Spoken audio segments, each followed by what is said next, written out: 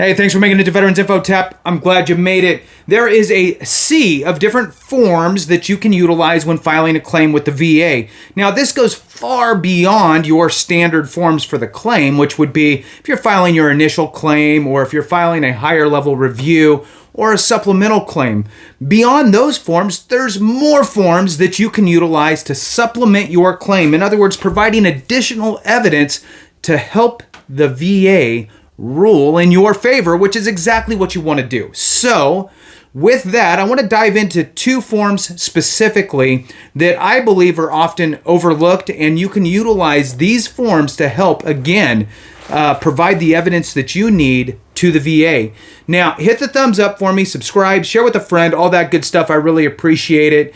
The two asks are simple. Hit the thumbs up and let the video run. That is how we as a community, as the overall veteran sphere, help to pass the baton on to the next one of us, right? Get it into the hands of our brothers and sisters so that way they are not in the room blind trying to figure out where the door is. Let's turn on the light for people, right? So if you want to support the channel in other ways, consider being a member. It does help the channel. It helps me to find you quicker in the comments.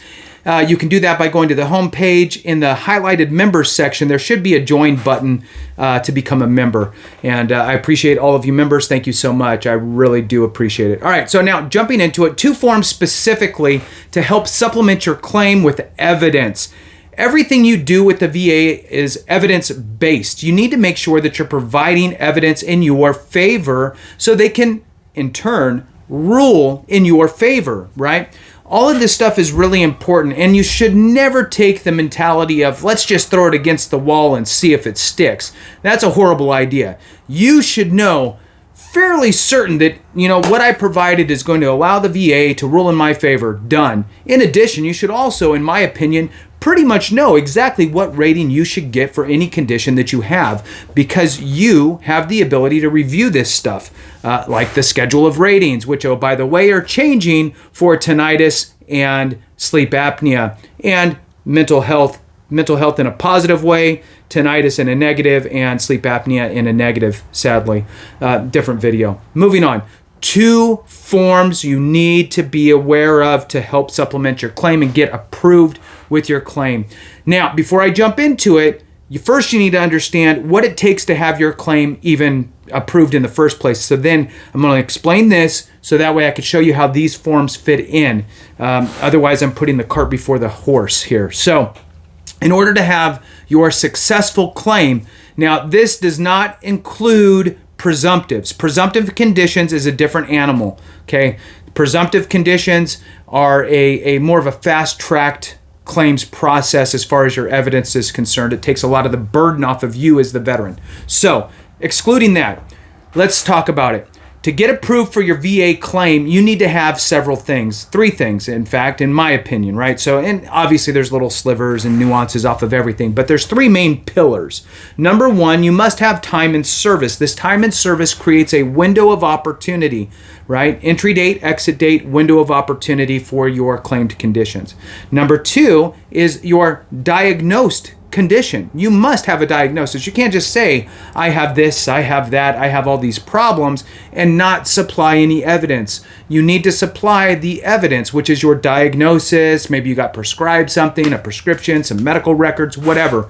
You're providing that to the VA to provide the evidence of your condition. Okay, so now you've provided DD-214 or DD-214s, right? Creating your window of opportunity, number one. Number two, you've provided now diagnosis for your condition, which should be chronic in nature or have some sort of residual effects going on. It has to be an ongoing problem, right? That's number two. Number three is a nexus, the link between number two and number one, a link between your condition and your time in service. Now, the best way to do that is picture this time in service as your window of opportunity. The best way is if you actually got diagnosed within that window of opportunity. That automatically creates the nexus, the link.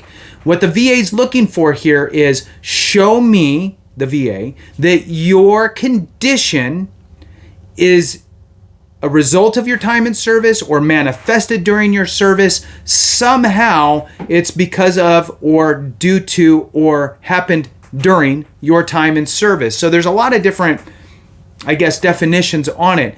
What people do here, though, is they will focus on show me that the military caused the problem. And that's not what the VA is looking for. It includes that, but that's not the only way. The other way is show me that it started. Show me that it manifested during your time in service. The example here, which is important, is you come from a family of migraine sufferers. Everybody in your family had migraines. They started getting migraines at 20. You joined the military at 18. Sure enough, when you turned 20, you started getting migraines. Chances are you were probably predisposed to getting migraines, maybe. It's hard to say that the military caused it, but because it manifested during your time in service, you should be able to get compensated for it. That's how the VA looks at it. So, with that, most people, and here's where these two forms come into play, most people don't get diagnosed while they're in service. Most people don't even mention their ailments, problems, conditions during their service. Most people get out and then years later actually have this discussion with the doctor. Now, here's where the problem happens. Your time in service, here's your evidence. You provided number one, time in service. Number two, you provided diagnosis, but that diagnosis happened outside of your time in service 5 years, 10 years, 30 years later. You finally go get diagnosed for migraines. We'll just keep using that example. Well, now these two separate things, time in service, diagnosis, date, have a gap between them. So now the VA wants you to provide a nexus. Prove that this migraine diagnosis from over here manifested or is a result of your time in service. Now, how do you do that? Many people know, right? And then double tapping on this, and then this is where these two forms come in. Many people know that, hey, look, I need to get buddy statements, a nexus letter from my doctor, that type of stuff, maybe a letter from my spouse, maybe a letter from me. So let's use the migraines again for the example. You're going to explain to your doctor, and you're going to ask your doctor to write you your letter, nexus letter with any sort of rationale, right? That it's at least likely as not to have manifested during your time in service. That's the minimum threshold for the VA, is that at least it's a 50-50. Then you're going to write a statement yourself. The statement yourself is on a VA form. VA form 214138. It's the 4138. 214138 VA form, okay? The 4138 is a statement from you, and according to the VA, it's a very, I'm just going to read you the little blurb here. So, about VA form 21-4138, statement in support of claim. Now, you can use this for other things, but, it's usually you're going to describe the situation. In this case, the migraine one, you would explain on this form that you would just go to your medic or your corpsman and you would get handfuls of Motrin, and that's what you would do. And then you would go to the grocery store and you would buy Motrin and you would take it with you, and you would just always take Motrin and just treat yourself during the whole time you were in. Nothing ever got documented in your medical file because it was over-the-counter medication, and the corpsman or the medic just gave it to you, and they don't annotate anything on that. So there is no record in your file, right? So you'd explain that situation in your statement on the 21-4138 statement in support of claim.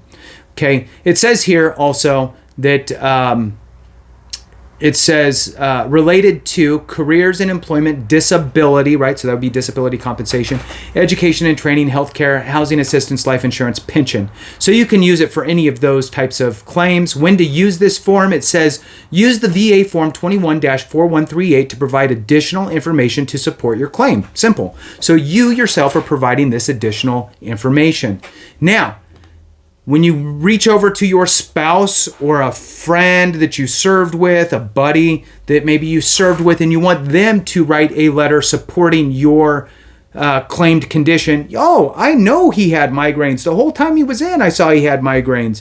The whole time we served together, he had migraines. I witnessed him in his bed humming and crying and searching frantically for Motrin or aspirin, all that type of stuff. Whatever those statements are, from your friends, family members, buddies you served with, spouse, anything like that, you would have them utilize VA Form 2110210.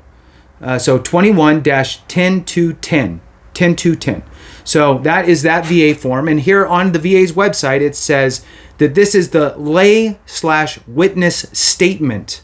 When to use this form? Use the VA Form 21-10210 to submit a formal statement to support your VA claim or the claim of another veteran or eligible family member. So it's kind of a third-party claim or a third-party form, right? So this is what you would want to have them fill out, and you could submit that along with all of your other evidence. I hope this helps shed a little light on some additional tools that you can use when filing your claim. Thank you so much for watching. I really appreciate each and every one of you. Have a great one, and remember, if we don't take care of each other, something went wrong.